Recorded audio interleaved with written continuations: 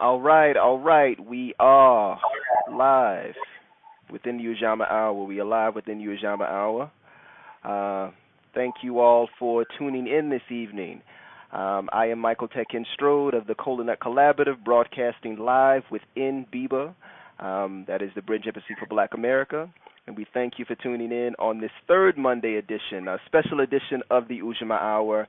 As some of you may know, we had some technical difficulties with the broadcast on the second Monday, and there was certainly some technical negotiation to get to tonight's broadcast. But we are here, we are live, we are in the space. And I will be making sure that you have all the information that you need to engage with cooperation, capital, economy, and autonomy.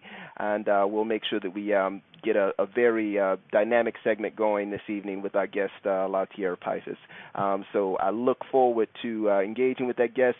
But first, I want to talk through a bit about resilience. About resilience, right? And so this relates directly to the technical issues that were experienced in the last broadcast. While working with Black Oak Center, Baba Fred, would often Baba Fred Carter is a lead steward, as it were, and founder of Black Oak Center for Sustainable Renewable Living, along with his wife Jafunza Wright Carter and their son Akeem Carter. So a very dynamic family the Carters are. One of the things that Baba Fred would often talk about early on in the development of the Healthy Food Hub is we would have these sustainability summits. So we would engage in this process of thinking about what community resilience would look like in a future where there was not carbon as an energy source, right, where there was not a fossil fuel energy source. So Black Oak Center was really about the process of preparing people for an energy descent. And so early on, when Baba Fred and I would engage with this sustainability summit, he would ask me, Baba Mike, how hard should I go? Like, how far do you think we need to go in the process of telling people how bad it can get, inside of this energy descent? And in early on in sort of the infancy of my work with the Healthy Food Hub, I would say, let's pull back. We don't want to hit them with the full Monty yet. We don't want to give them the full backstory right now. Let's kind of have a process of ramping people up towards understanding that it's a really critical period in terms of how we think about climate change and how we think about fossil fuels and how we think about peak oil. And I think it was about 3 years in where I stopped telling him that, right? Because I had been alongside the family long enough to really understand the critical nature of this space and of this period and of this type of organizing.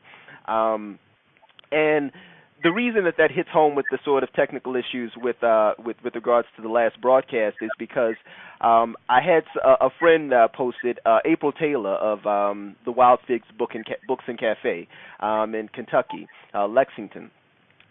So one of the things that she posted recently or around the same time as that broadcast, around the period where I was feeling very demoralized because the broadcast hadn't worked out, she posted, how will we organize when the lights go out? How will we organize when the lights go out? And just that moment of asking that question restored my resilience to recognize that while this broadcast is an important thing, while it's a critical thing, while it's something that is helping me to process the conversations that I'm having in the spaces that are developing worker-owned cooperatives, that are developing different sort of shared ownership and community strategies, while it's helping me to process those things, being in this space and having these conversations in public, the other element and the other aspect of it that I want people to recognize is that this is not the thing, right? This broadcast is meant to be a tool, is meant to be an element of an aspect of communication that allows us to get to the thing. And the thing is, we got to be in public, y'all. We got to be in communication in community spaces. We have to gather together and do this thing in person, right? and I recognize that Facebook groups and things like that can be very invaluable, a very invaluable tool for helping us to communicate in between time, in between the moments when we are together. But ultimately, if we don't have spaces where we are consistently gathering together and doing this work in person, and learning sort of the critical relationship building tools that will allow us to move forward in these different ways, then we are not working towards the level of success, the level of the level of empowerment, the level of liberation that we actually want. I mean, that's the next step. This broadcast is a first step, and I hope that this is an introduction to some of the work that is happening in the city and around the nation. But ultimately, the next step is, how is this work living on the ground in the places where you are? So that's a precursor.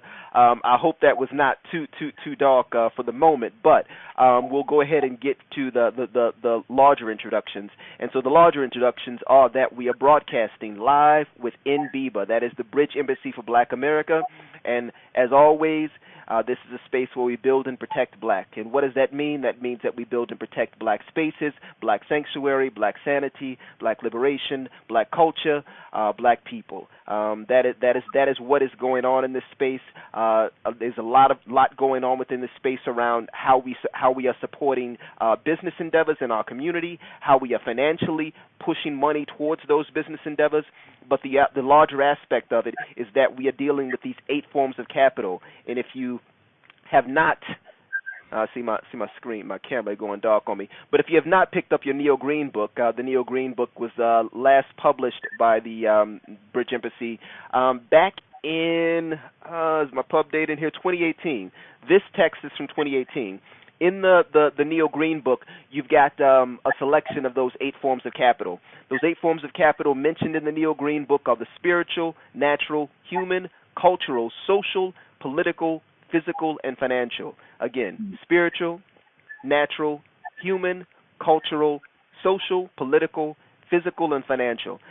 So we've got 8 forms of capital there. Financial is 1/8 of that equation. And so if we're recognizing that financial is 1/8 of that equation, we have to recognize what is the type of work, what are the ways that we are going about developing and cultivating those other forms of capital. How are we developing our social capital? By building relationships with one another.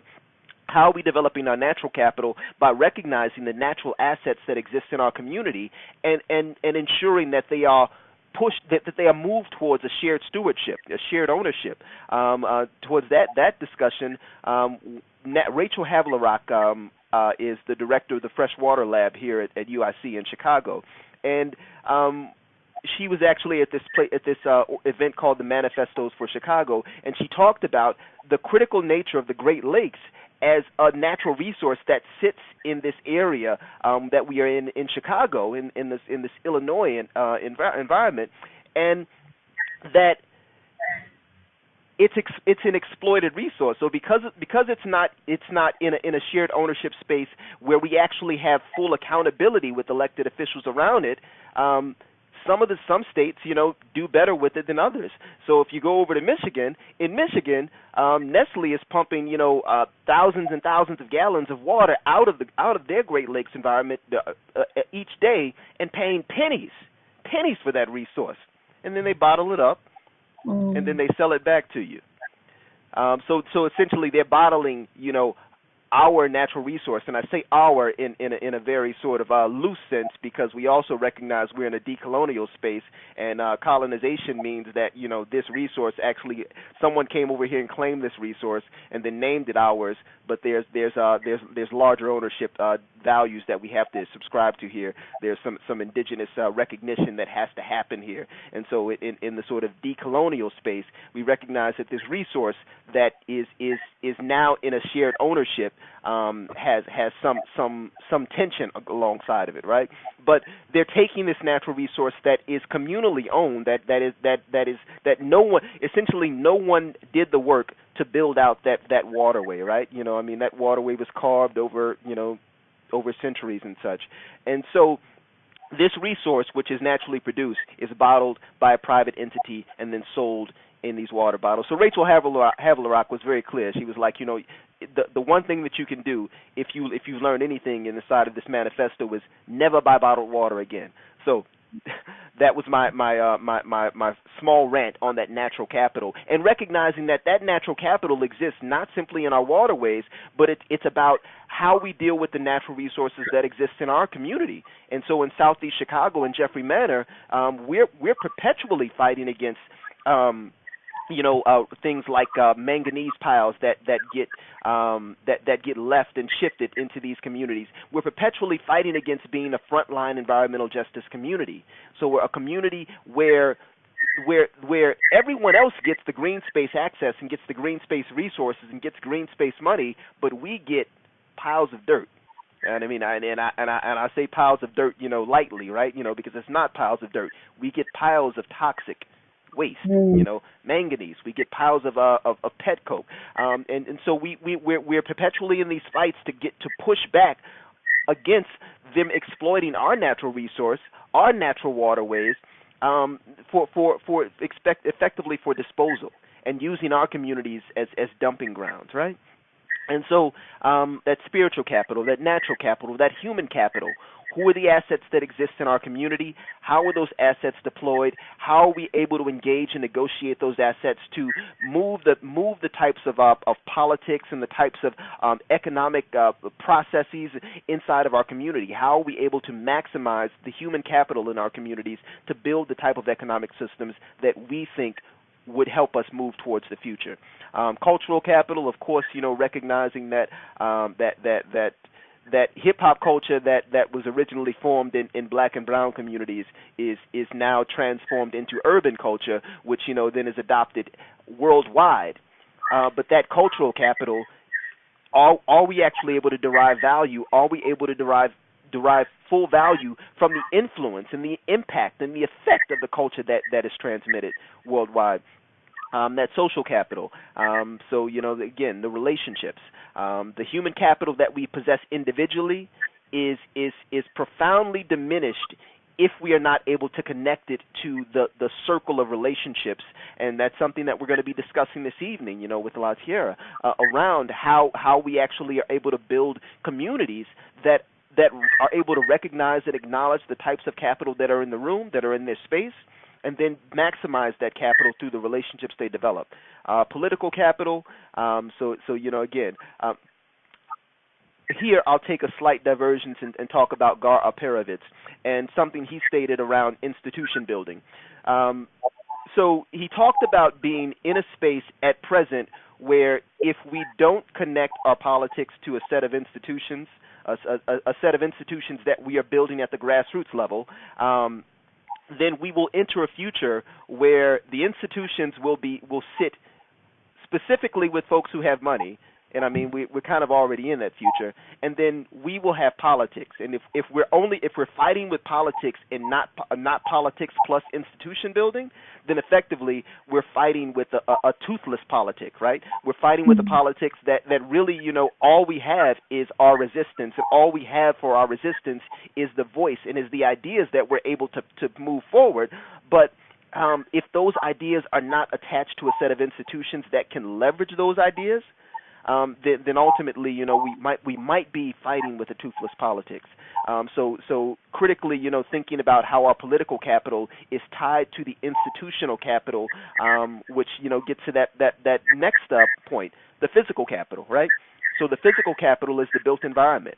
The sort of structures that we're able to build in our community, and that gets to the question of things that we've talked about in this program, like community land trusts, like cooperative housing, and even in the space of cooperative commercial spaces, right? How do we actually think about those commercial strips that exist in our community as things that could be cooperatively owned, cooperatively managed, and cooperatively stewarded, which is one thing that we are actually talking very deeply about inside of Jeffrey Manor, because there are lots of people who want to open up along that commercial, or who want to develop that commercial corridor along 95th Street, but if the way that they're developing it is the way that they've been developing it, which is to look for an anchor tenant, is to bring in this, large retail structure that, gets in there, they test out their model for a while, then they decide that they want to up and leave, and effectively the community is left with an eyesore of a space that's unoccupied, but then they're also left with,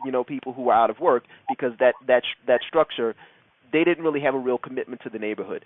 So if we're actually talking about developing, cooperative ownership and shared ownership models, then we're looking at how we collectively and cooperatively own the physical capital in our communities, and then that last point, the financial, right? So the financial is not necessarily, we won't say it's the least important, but it's the thing that's potentially the most difficult to acquire, right? It's the most difficult resource to pursue because in the way that we've structured financial capital nowadays, you obtain it by putting in labor hours, by putting in work, or by knowing someone who has it. There are all these ways that we've erected barriers to how people accrue financial capital, and then we've placed financial capital as the most important piece of capital you need to obtain to get the other forms. But we are thinking here through Ujamaa Hour that there's another way to go about that, right? That there are other ways that we can utilize the other forms of capital in order to build communities that will serve us in a better way, right? And so that's what we are here to discuss on the program, and that's what we are ultimately going to be talking with all of our guests about and well into the future. So I look forward to having everyone here on the program or with the program going forward. And now I will take a moment to just briefly speak about the guest this evening. So to the program last week, certainly, we had the bio of LaTierra, who considers herself a professional womanist and Marxist, community educator, cultural producer, someone who is developing, using her talents and skills to develop affinity and resistance spaces for Black, queer, and trans folks, Black women, and femmes. She's a Midwest native, graduated from the University of Wisconsin with a BA in communication, and the sole projects that are at her core work right now are the Womanist Working Collective, the Reciprocity Time Bank, and Replenish Black Joy Healing Spaces. So, I'm looking forward to speaking with LaTierra about all of those programs this evening, and I will now go ahead and open up the space for LaTierra. And up, are you switching? Am I seeing switch?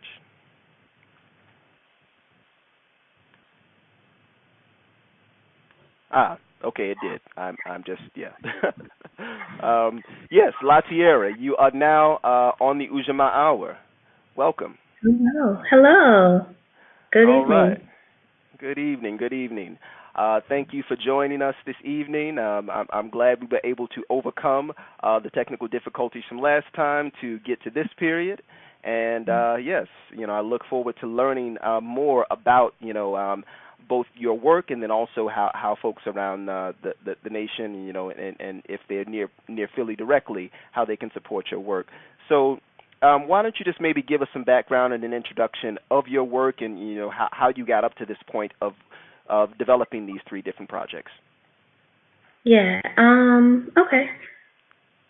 So I moved to Philly in 2015, and I was really in search of community, specifically a community of Black women. And though I was finding some, they didn't necessarily align with my politics or how I saw myself being in spaces with folks with shared values. So it's like, okay, well, if I don't see this already happening, maybe time for me to create it. So I started the Womanist Working Collective in 2015, and we really started out as a meetup group, just to organize, really to come together and really kind of share stories, share a lot of the kind of social capital that you were talking about, and build relationships, build friendships, build community with each other. And we didn't really start off with a very radical practice initially, aside from the fact that Black women were coming together despite all of the negative kind of stigmas or stereotypes that are out there around how we can't unite, how Black folks can't come together, because there's just so much drama and tension and all of those stereotypes essentially. So we came together And really the trajectory of our membership grew like exponentially, which really like almost immediately. So which told me that one, there was a need for this space.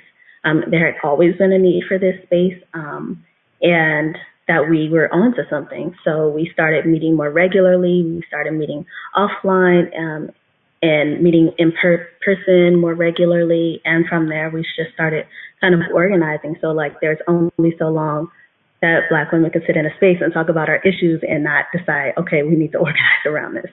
Because we're all experiencing the same things. We're having issues in the workplace, all of this. Violence in the workplace really, and violence in community spaces, and like what can we do to fix that, and also support each other as we're fixing that, so we're not so alone in this, or not feeling so alone in this.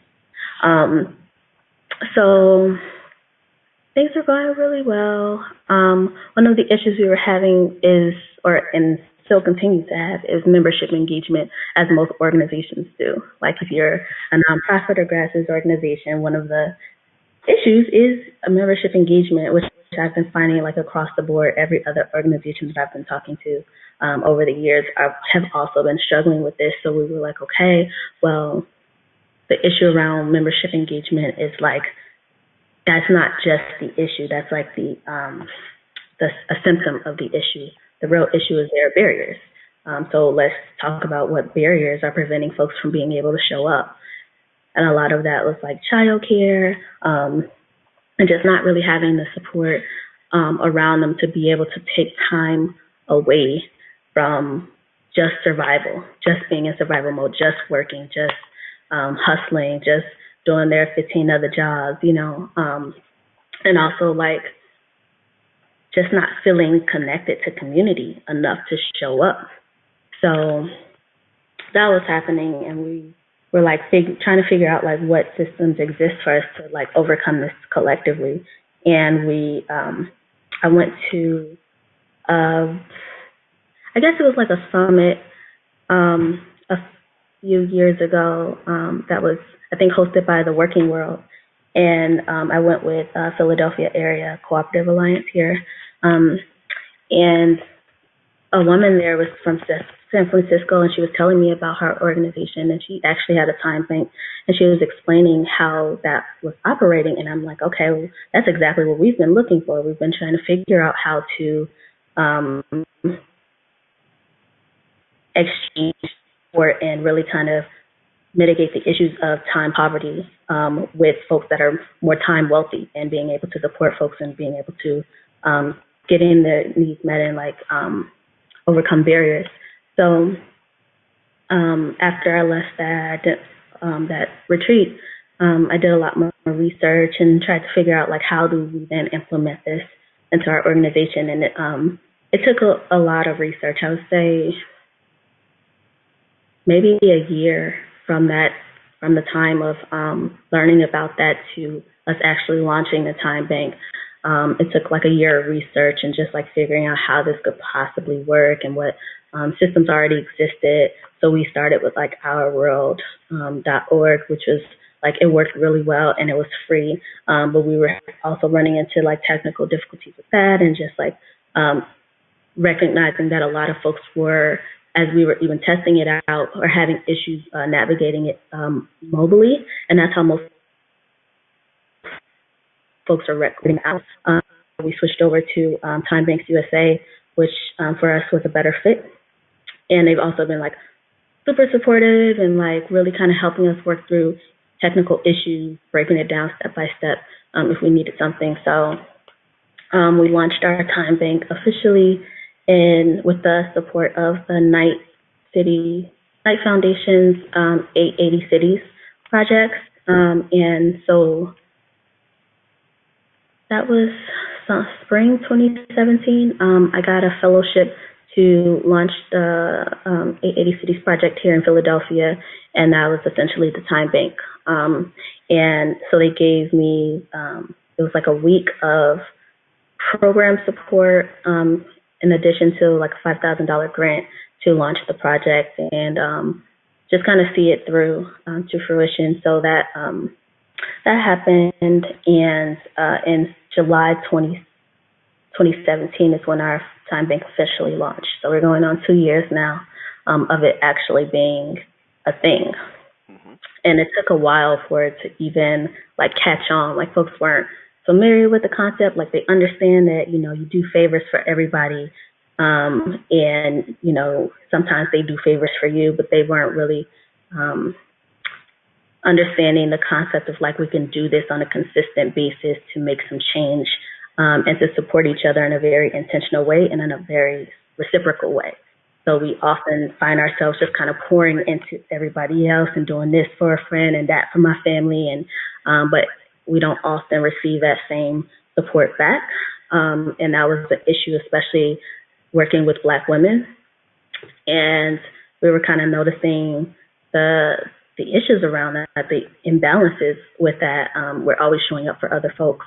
So there was issues around even working through that. Like how is it showing up for us with our gender and our race and like the different expectations that are on us to like mother everybody or like take on everybody's burdens and like really carry the community on our backs. But like when we are needing something and we're needing folks to show up for us, that's not always reciprocated. So we were also having those very difficult conversations.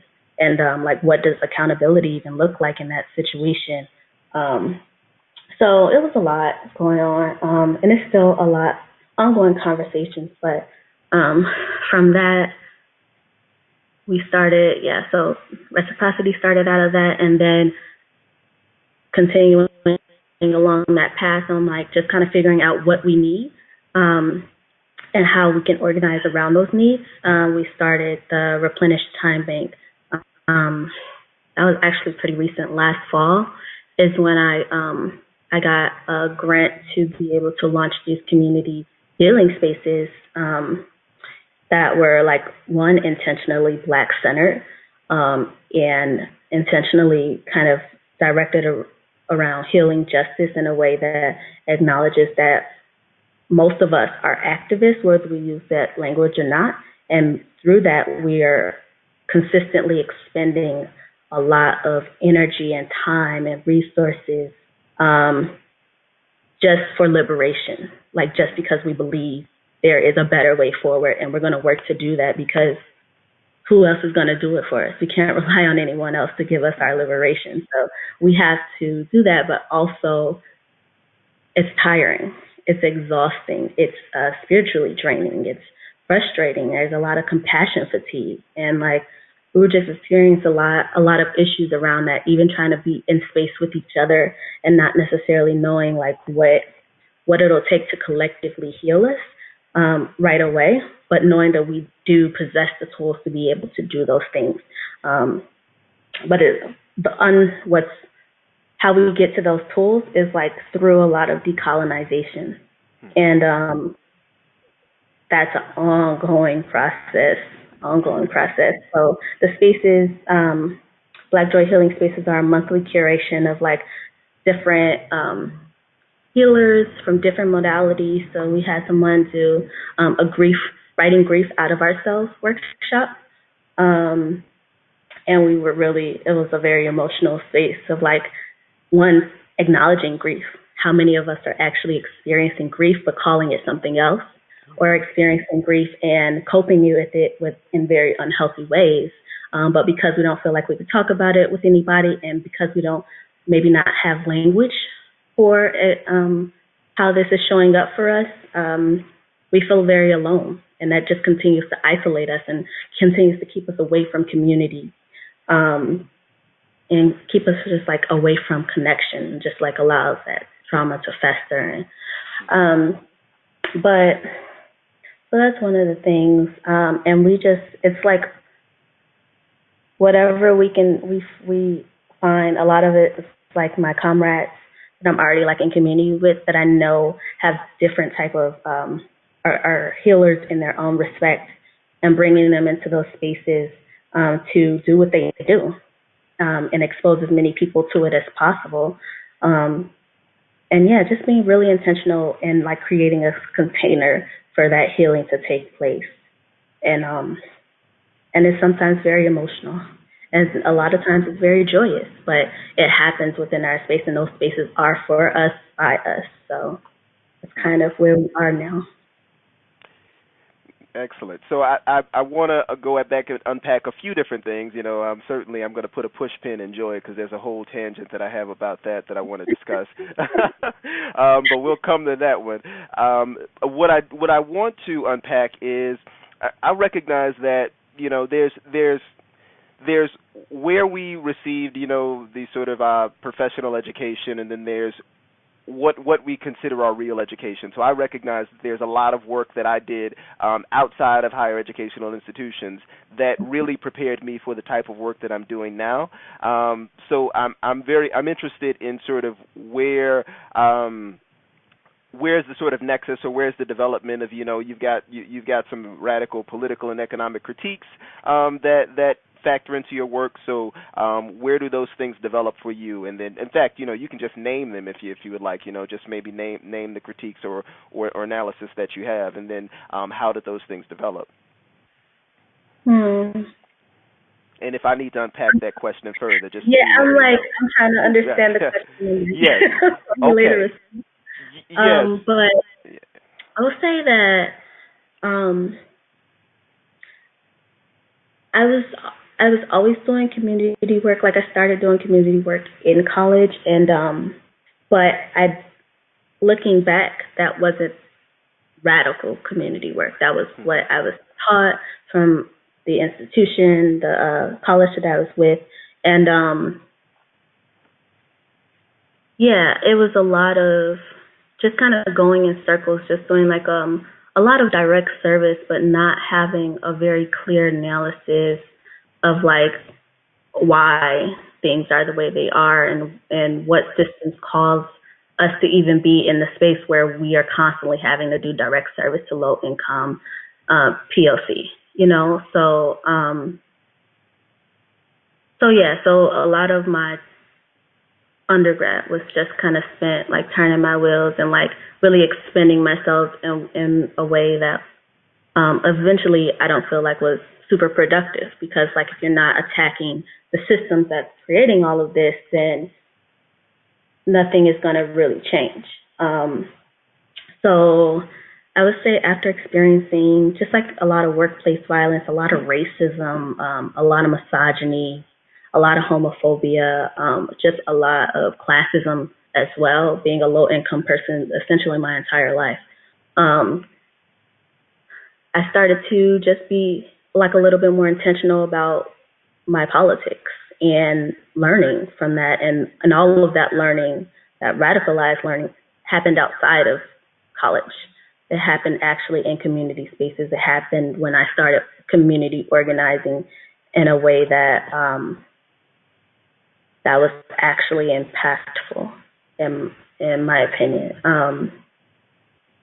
So I would definitely say like moving to Philly definitely helped to kind of hone this radical side of myself, and really help connect all of the things that I was seeing and experiencing in the community work that I was doing to the larger systems of oppression, and like really kind of making those very intentional connections.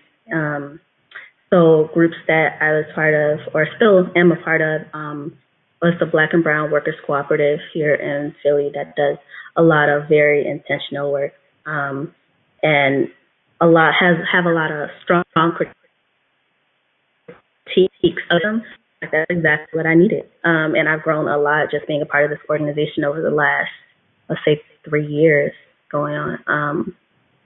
So that organization, and then recently being involved with the Workers' World Party. So I have been identifying as a Marxist at least for the last year and a half, but I didn't have really a community space to work through that and like organize specifically around my political beliefs in that respect. So finding Workers' World was like, yay.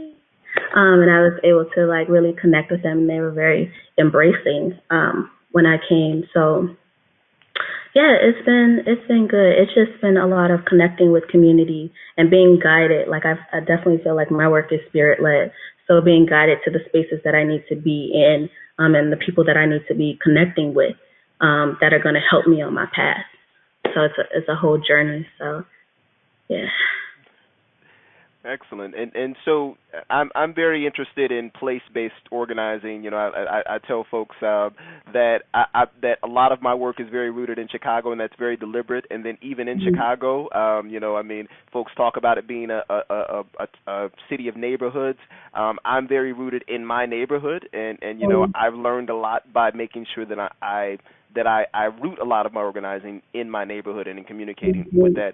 So perhaps talk about the role of place inside of the ways that you develop, you know, with the Womanist Working Collective, with the Black and Brown Workers Cooperative. What's the sort of role of the city in your work and your organizing? I think that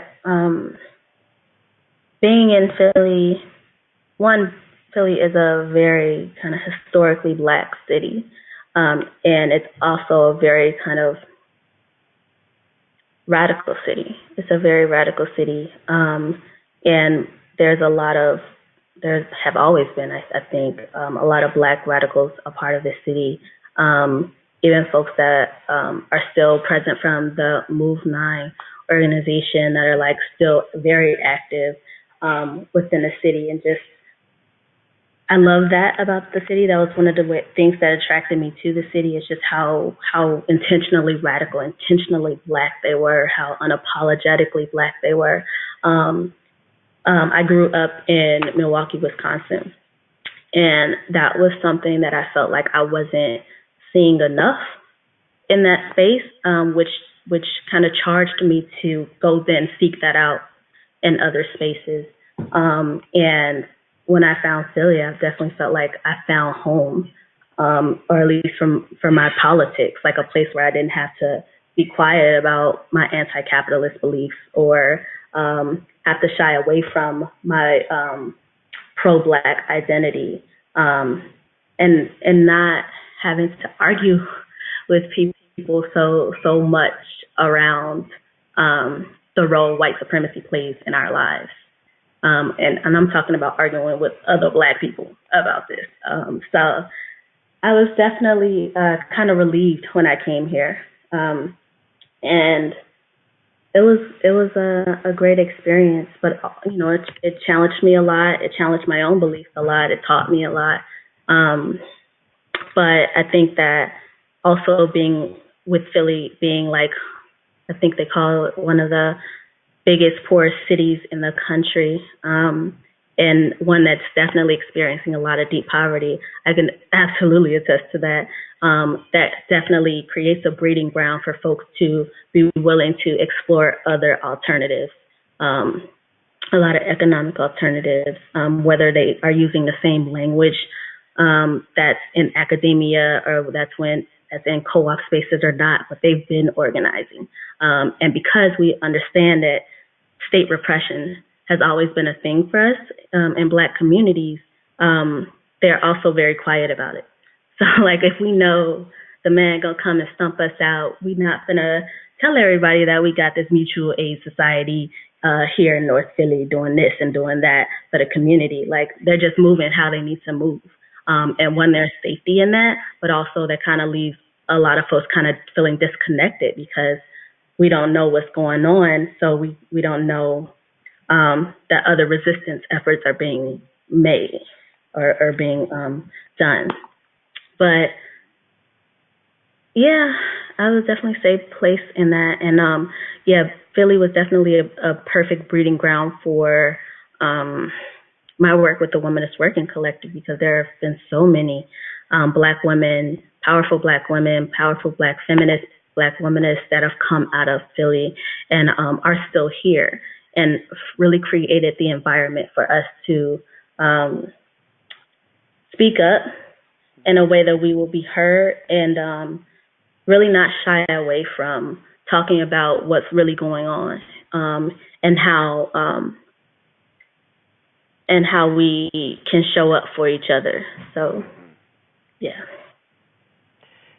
So the four sort of areas that we've talked about most on this program, or that we've essentially been kind of rotating programs around, and have been these areas of cooperation, capital, economy, and autonomy. How does your work, interact or intersect with those areas?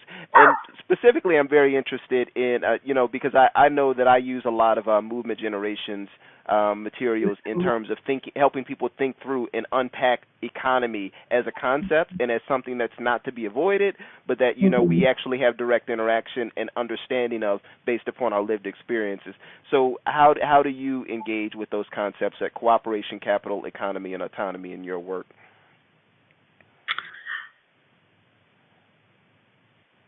We also use a lot of movement generation stuff, particularly around their ecological justice models, and really understanding that everything is connected. And if we're going to exist and coexist on this planet, we got to do some stuff different. We got to do a lot of stuff different. I would say all of those concepts are really kind of rooted in our work. We've been in the process of like figuring out what starting a co-op looks like for us.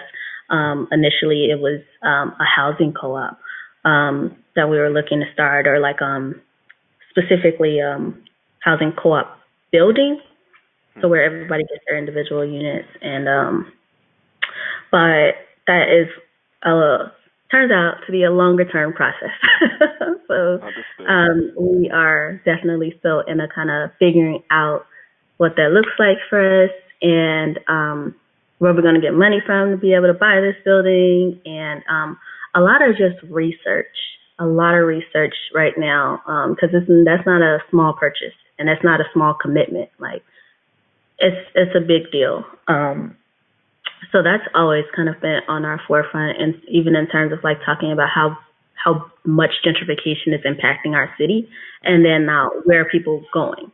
Where are people going to go? People that intend to stay in the city, they can be able to have like ownership if they were part of a co-op, a housing co-op. So just trying to figure out like how to get those models off the ground and being supported in that. I would say autonomy has been definitely at the core of everything. Like our entire goal is to be autonomous from the system. So everything that we do is kind of rooted in that, and we really start with the understanding that like all of the systems must be uprooted. We can't just focus on capitalism. We can't just focus on imperialism. Like they are all connected. So we cite the imperialist, white supremacist, capitalist, cis hetero patriarchy as the ultimate kind of conglomerate of systems of oppression that we are really trying to dismantle. And all of those things have to happen together. It's not just one thing.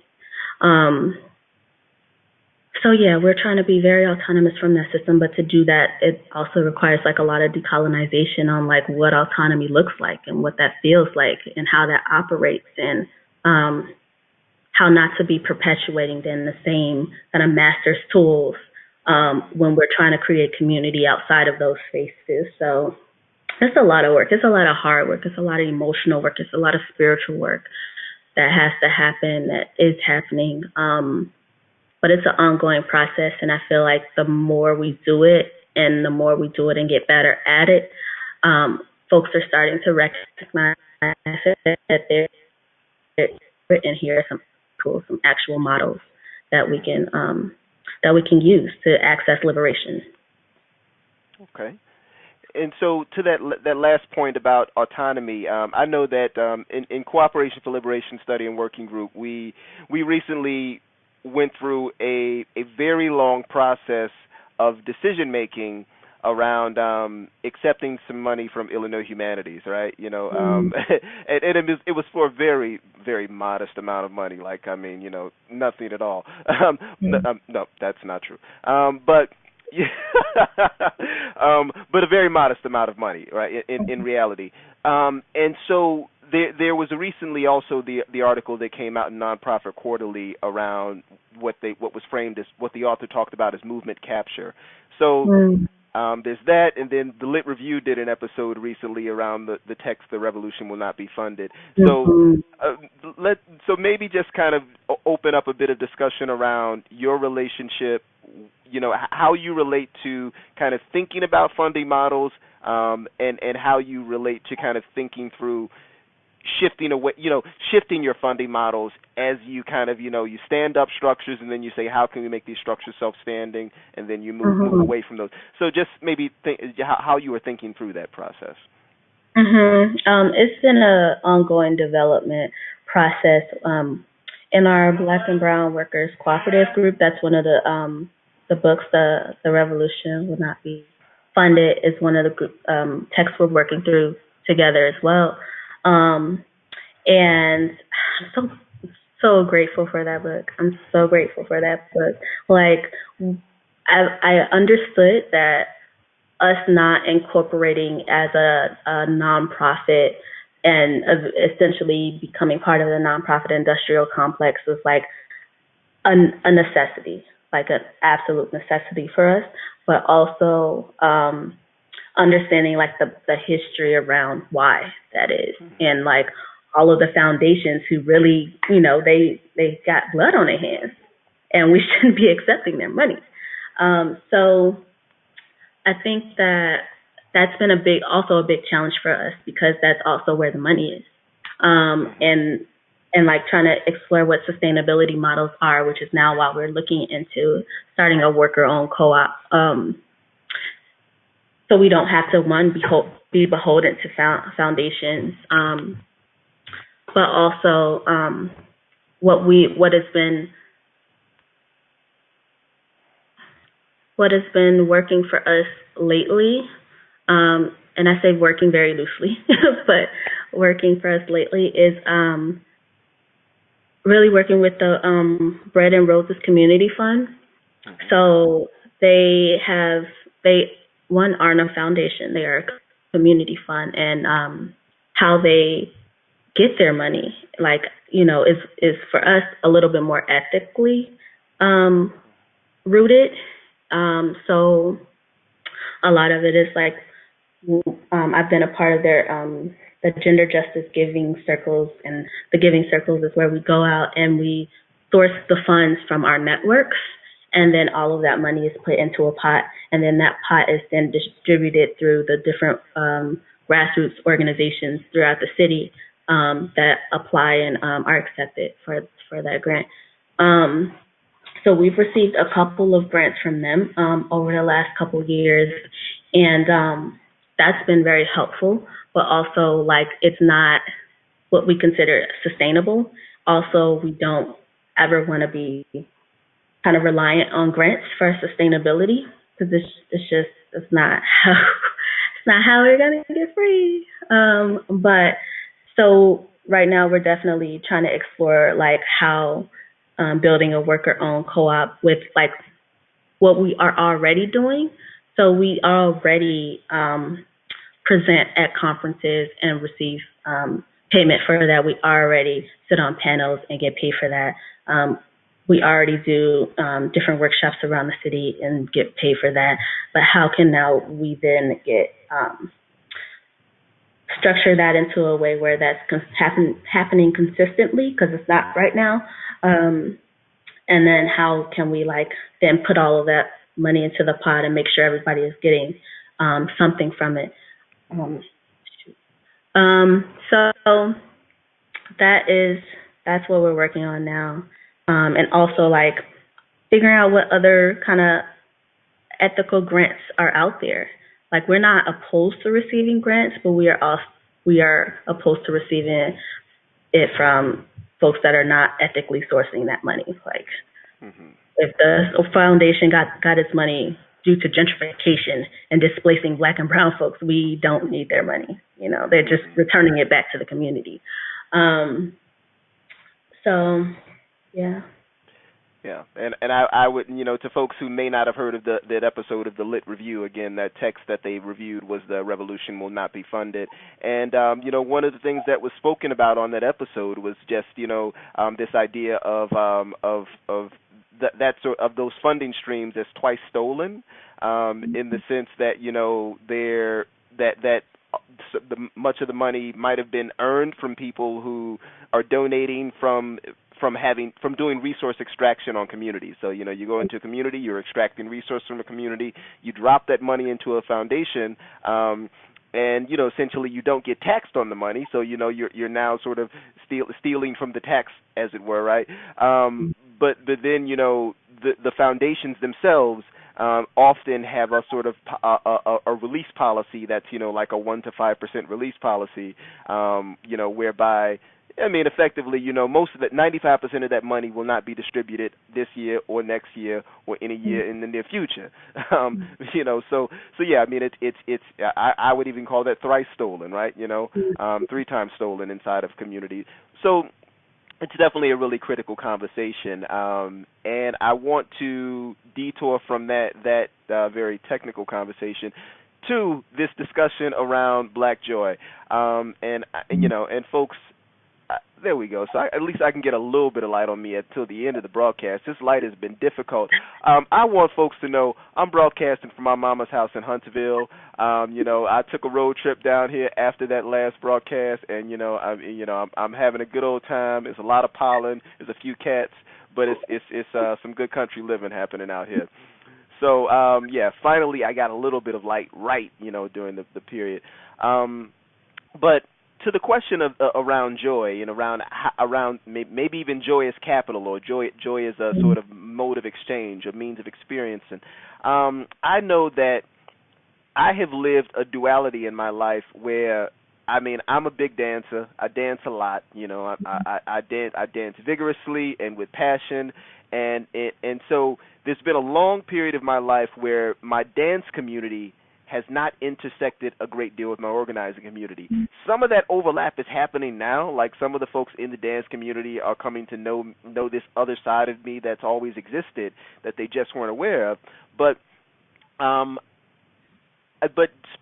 maybe speak to that element of joy that you are attempting to cultivate inside of these organizing spaces, and how that engages or interacts with the joy spaces that already exist that may have been separated from those communities. So if you have a position or have a thought on that, yeah. I guess I don't really understand the question. So so how Black joy is being cultivated for us? Yes. Well, maybe. Well, yeah. I probably, made that question a lot more complicated than it need to be, because it's complicated in my own mind.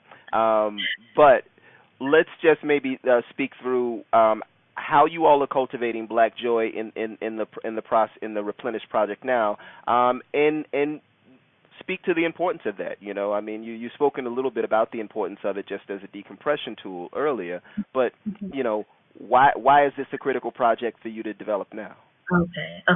Yeah. So thank you for that rephrasing. So the reason it started is because, one, I've been doing organizing in Philly for the last 4 years, but then before that, I was doing organizing at other spaces. And what I noticed is when I started doing it more intentionally, doing more community organizing here, I was experiencing and still experience a lot of burnout. Like there were constant periods of burnout, just kind of these episodes of burnout, like maybe a few times a year. There's even where I was literally on bed rest for like 2 weeks. And that wasn't enough, but because I was starting grad school, like the next week, it's like I had to get my shit together and push through. But yeah, it really burst out of like me needing more, me needing to not just practice self-care, but practice it on a collective and community level. and me recognizing that all of my comrades were experiencing the exact same thing, and not being replenished enough from the work that we were doing and from our community spaces on a consistent basis, and certainly not in the same capacity as that we were giving. So our wells were being ran dry all the time, and it's an issue. It's an issue. So I started learning more about like what tools exist out there, and then I justice work, and definitely been researching that really for like the last year, and learning more about the work that Adrienne Marie Brown has been doing and cultivating in a variety of spaces, and even with her latest book around pleasure activism, and like and tying that back to really what Audre Lorde cites in her book, or her essay around the uses of the erotic, of like how are we pulling on our source of power? How are we really tapping into that, so we aren't constantly being burned out, so we are experiencing some type of joy in our lives that we're sharing with other people, that we're connecting with other folks in a very intentional way.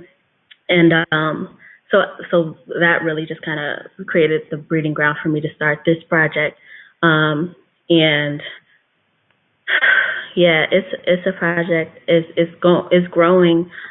It's actually going to be changing hands over the next couple of months. But we are definitely trying to be intentional about, like, one, we do have the tools and the capacity for joy, but how do we tap into it, and how do we do it in a way that collectively fills us? So we're not just operating in isolation, and so we aren't, just dealing with our trauma and our burnout in isolation. A lot of the stuff that's causing our burnout is this compassion fatigue. Like, we have been inundated with so much trauma all around us, especially if we're in organizing work, and we don't have a whole lot of reprieve from that. And if we feel like we're the only ones trying to fight and change that and like move us towards liberation, it can feel extremely draining. It can feel very sad, and depression and anxiety that we often experience but call it something else. All of these things we can do more to address it, and we can do more to address it collectively, not just in isolation, because our collective healing isn't going to happen in isolated spaces. So yeah, that's kind of where we are, and just like figuring out the process is like not knowing necessarily exactly what joy is and feels like for everybody, but figuring it out together, and like what tools can we show up with to be intentional about cultivating it in those space and in that container of space. Yes. And I can, just on a sort of personal level, I can definitely cite the Let Us Breathe Collective and the Breathing Room as one of those spaces that have locally in Chicago been very intentional about cultivating spaces where we can express that Black joy. We can go ahead and drop into a moment of decompression. Let's see. Wait. Okay. There's a pause, pickup in the call, but just one of those spaces where we can make sure that we have a moment to reconnect with each other, reconnect with joy, and then continue to experience one another in those joyful spaces. And I think there is a connectivity issue here on LaTierra's end. So I am going to take this moment of interruption to go ahead and bring your attention to the Cooperation for Liberation Study and Working Group. Since you catch us on the third Monday this month, this coming Sunday, we will have another session of Cooperation for Liberation. So this coming Sunday, you can catch us at the Breathing Room from 3 p.m. to 5 p.m. And where we at right now is the Cooperation for Liberation Study and Working Group has presently gone through the study of two different texts. or three different texts rather. Collective Courage by Dr. Jessica Gordon-Nimbard, Jackson Rising by Kali Akuno and Ujamaa Nangwaya, and the Next American Revolution by Grace Lee Boggs. There we go. We're back in the session. But we've gone through the study of three texts, and we are presently ramping up to take a field trip to a local cooperative venture that's happening in Chicago. So we'll be announcing that soon. We are ramping up for the study of a text on the development of cooperatives. So as we are actually presenting this text, as we are going through the process of presenting the text to you, we're also going to be learning ourselves. So this is a collective, this is a group learning process, and that's all going to happen in the course of our 2019 calendar year. So Cooperation for Liberation Study and Working Group, catch us at the Breathing Room this Sunday, that is April 21st from 3 p.m. to 5 p.m. And we've got LaTierra unfrozen back there. Yes, as I was just hyping up the Breathing Room for their expressions of Black joy here. This month, if folks do not know, Breathing Room has their Black Magic Kickback, which is going to be coming up, and then they also have a full moon event. Black Magic Kickback is April 27th at 9 p.m. There's a $5 suggested donation, so check out the Black Magic Kickback at the Breathing Room. That is 1434 West 51st Street. And then the Full Moon Jam that they have is April 19th at 9 p.m.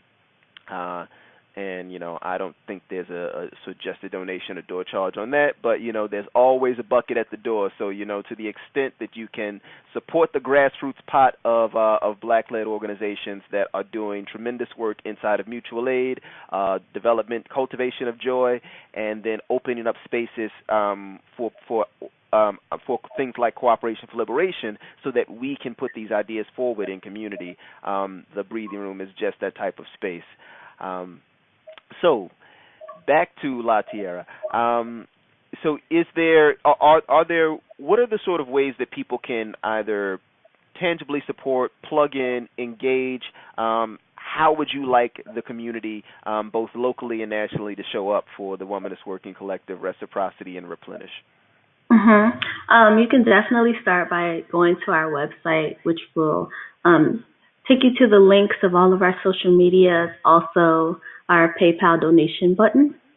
And yeah, if you have, based on the conversation I was just had, if you have examples or models of how successful worker-owned cooperatives have kind of been started and the support and resources that they received, you could send that to us, email it to us.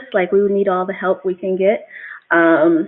And just being able to connect with other organizations that are doing what we're doing, that makes all the difference, just knowing that we're not out here by ourselves, and that definitely being able to build this network of camaraderie like we built with Mike and the folks in St. Louis.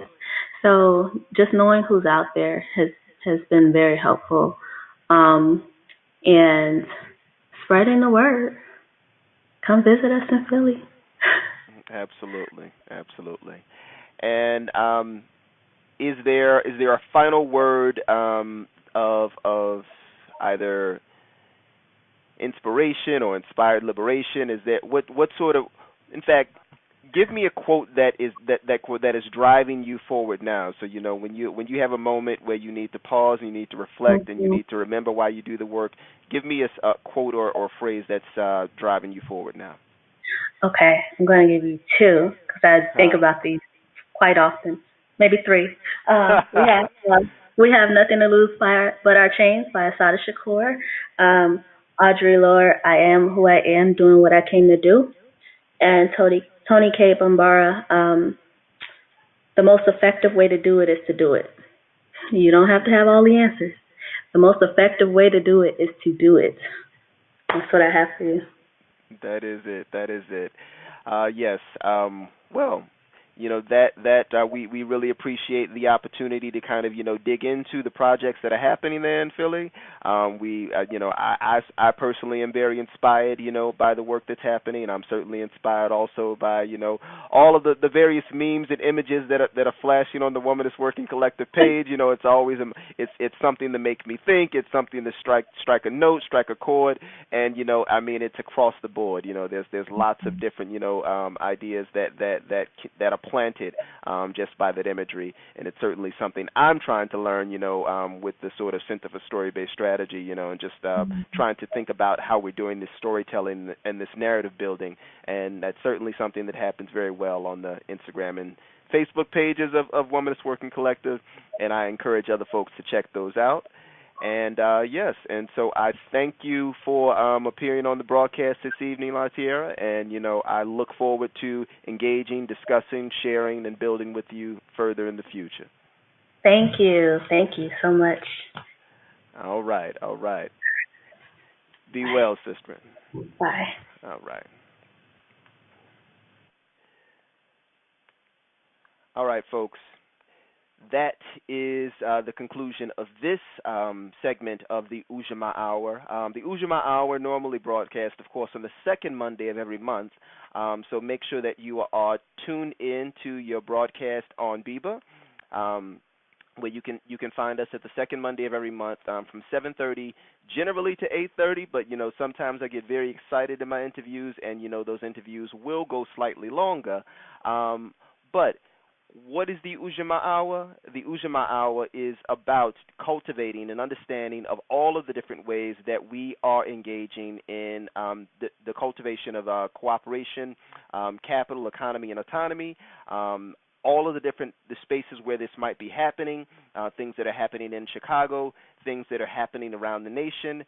And we want you to be plugged into those things. We want you to have an understanding of those processes, and we want you to go and support those folks. We want you to go and learn from those folks, and we really want to make sure that these things are knitted together in a network, right? We want to make sure that these things are knitted together in a network that is feeding one another, because ultimately, to the point that was made by LaTierra, a moment ago, we often feel like that we are out here alone, but we don't know that there's an entire space, an entire network of spaces that are engaged in a similar work as us, that are engaged in the same type, and cultivating the same type of community, cultivating the same type of autonomy, cultivating new economic systems and new economic models. And that's the story that we are here at the Ujamaa Hour are prepared to tell and are prepared to offer you for your examination. So I hope that you have learned something this evening. I hope that you've picked up some ideas that you can go back and seed within your own community. And I look forward to picking up with you on the next broadcast, which, I should know my own broadcast, shouldn't I, right? Give me a moment, and I will tell you who is on the next broadcast, because my mind is all over the place in 10,000 spaces.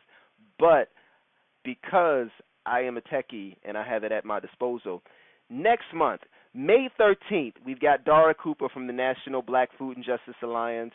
And I'll probably see Dara before you all see her, because I'm down in Huntsville, and I'm just a mountain away from Atlanta. But yes, so tune in next month, May 13th, 7:30 to 8:30 for Dara Cooper from the National Black Food and Justice Alliance, where we will again be talking about how we are cultivating cooperative ownership models, how we are cultivating new economic models, and how we are cultivating autonomous, liberated spaces in black communities throughout the nation. This is the Ujamaa Hour. I am Michael Tekin Strode of Cola Nut Collaborative and Cola Community Solutions, as well as Cooperation for Liberation Study and Working Group. And I thank you for tuning in this evening. Look forward to catching up with you all on the next broadcast. Peace.